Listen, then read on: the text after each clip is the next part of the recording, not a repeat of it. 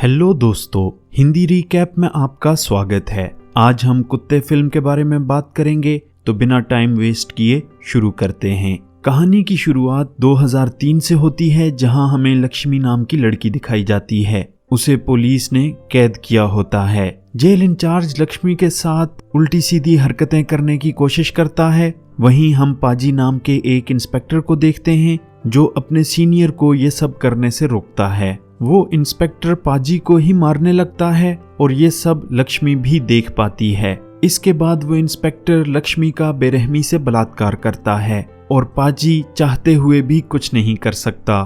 थोड़े समय बाद वहां पर लक्ष्मी के साथी पुलिस स्टेशन पर हमला कर देते हैं, जिसमें वो सारे पुलिस वालों को मार देते हैं सिवाय पाजी के। उन्होंने पाजी को इसलिए नहीं मारा क्योंकि पाजी ने लक्ष्मी को बचाने की कोशिश की थी। आखिर में लक्ष्मी उसे एक ग्रेनेड देती है और कहती है कि तुम्हें कहीं कोई गलत दिखाई दिया तो इसे फोड़ देना। इसके बाद कहानी 13 साल आगे की दिखाई जाती है, जहां पर हम पाजी को देख पाते हैं जो कि करप्ट पुलिस ऑफिसर बन चुका था। वो अपने साथी का एक कमरे के बाहर इंतजार कर रहा होता है। थोड़े ही टाइम बाद गैंगस्टर कोबरे अपने आदमियों के साथ वहां आ जाता है और वो सूरती नाम के बारे में बात करने लगता है। दरअसल सूरती ड्रग का बिजनेस करता है और कोबरे सूरती की सुपारी देने के लिए गोपाल और पाजी के पास आया था।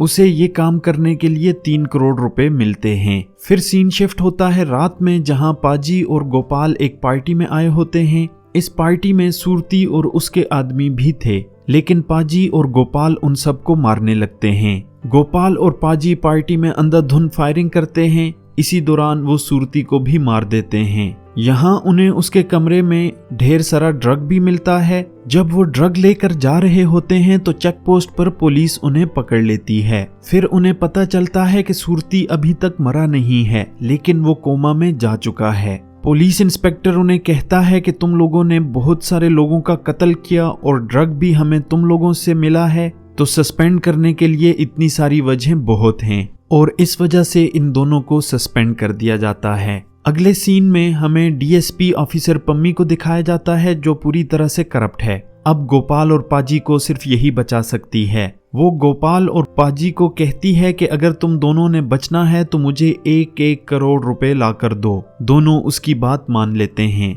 अब प्रॉब्लम ये थी कि गोपाल और पाजी 2 करोड़ रुपए कहां से लाएंगे। कुछ दिन बाद गोपाल को एक वैन के बारे में पता चलता है जिसमें लगभग 4 करोड़ रुपए होते हैं। गोपाल एक टीम बनाता है और उनको बताता है कि 3 से 4 करोड़ रुपए होंगे, लेकिन तुमको 1 करोड़ दूंगा। वो लोग इस काम को करने के लिए तैयार हो जाते हैं। गोपाल उनको ये भी बता देता है कि इस काम में बहुत रिस्क है। फिर हम देखते हैं कि जब वैन जा रही होती है तो गोपाल और उसके आदमी रास्ते में ही इस वैन को रोक लेते हैं और वो उन पर गोलियां चलाने लगते हैं। इस दौरान गोपाल के साथ जितने भी लोग थे वो सारे के सारे मारे जाते हैं। वैन में से भी सिर्फ 2 ही आदमी बचते हैं। इनमें से एक निकलकर भाग जाता है और अपने साथी को कॉल करके कहता है कि वैन उन्हीं की तरफ आ रही है। गोपाल इस वैन को लेकर निकल रहा होता है तो एक कार आती है, जिसमें से एक लड़की जो कि कोबरे की बेटी है और एक लड़का निकलकर वैन पर हमला कर देते हैं। वो वैन के जो आदमी बचा हुआ था उसे मार देते हैं।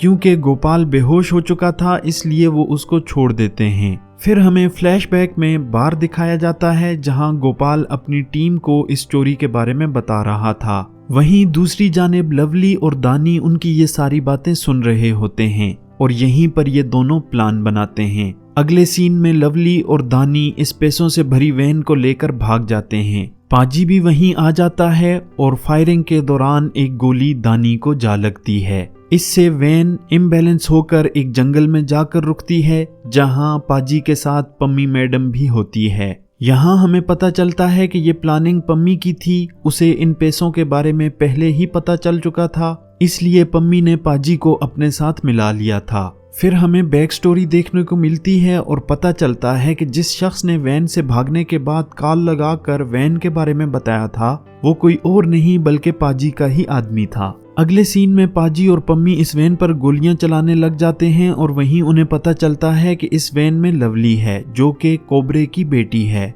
ये लोग फायरिंग बंद कर देते हैं और इसे सरेंडर करने को कहते हैं। लवली भी सरेंडर करने के लिए तैयार हो जाती है। और वैन से बाहर आ जाती है। इतने में गोपाल भी वहां आ जाता है जहां उस पर धुआंधार गोलियां बरसाई जाती हैं। इस दौरान गोपाल का साथी भी मारा जाता है। जब इन लोगों को पता चलता है कि ये गोपाल है तो ये फायरिंग रोक देते हैं। अगले सीन में वो प्लान बनाते हैं कि सारे पैसे वो आपस में बांट लेंगे। तो गोपाल उन्हें कहता है कि 5 तक गिनती गिनूंगा तो सारे लोग अपनी गन नीचे फेंक देंगे। जब गोपाल अपनी गन फेंकता है तो वो सारे लोग गोपाल की तरफ अपनी गन कर देते हैं, लेकिन गोपाल उन्हें कहता है कि मैं फिर से गिनती गिनूंगा, अब आप लोग अपनी गन फेंक देना। जब वो सारे लोग अपनी गन फेंकते हैं तो गोपाल अपनी दूसरी गन निकालकर पम्मी के सर पर रख देता है। फिर पाजी अपनी जेब से ग्रेनेड निकालता है जो कि लक्ष्मी ने उसे दिया था। ये देखकर गोपाल भी सरेंडर कर देता है। कुछ टाइम बाद वो देखते हैं कि लक्ष्मी के लोग उनकी तरफ ही आ रहे होते हैं। ये देखकर ये सारे लोग एक खंडर में जा पहुंचते हैं।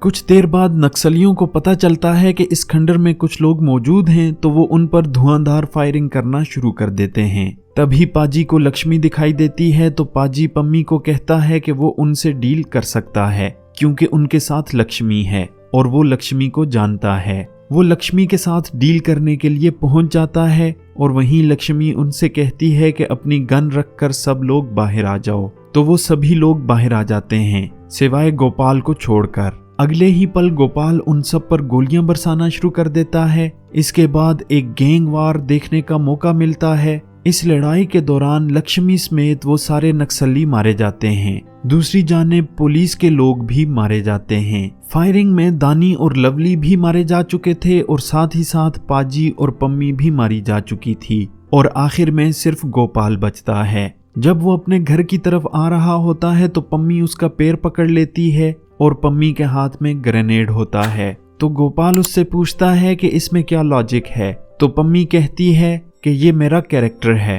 आखिर में इस ग्रेनेड से धमाका हो जाता है लेकिन गोपाल की जान बच जाती है। वो बयान देता है कि नक्सलियों के साथ हुई लड़ाई में सारे पुलिस वाले मारे गए और साथ में सारे नक्सली भी मारे गए। इस वजह से गोपाल को प्रमोशन भी मिलती है और जो वैन में पैसे थे वो भी सारे उसके हो जाते हैं। अगले सीन में गोपाल एक न्यूज में देखता है कि काले धन की वजह से 500 और 1000 के नोट पूरी तरह से बंद कर दिए गए हैं। ये सुनकर गोपाल पूरी तरह से बौखला जाता है और पागलों जैसी हरकतें करता है। इसी के साथ ये शानदार एक्शन थ्रिलर फिल्म यहाँ खत्म होती है। तो कैसी लगी आपको ये वीडियो? अगर अच्छी लगी हो तो लाइक और सब्सक्राइब करना ना भूलें। मिलते हैं नई वीडियो में। अपना बहुत ज्यादा ख्याल रखिएगा।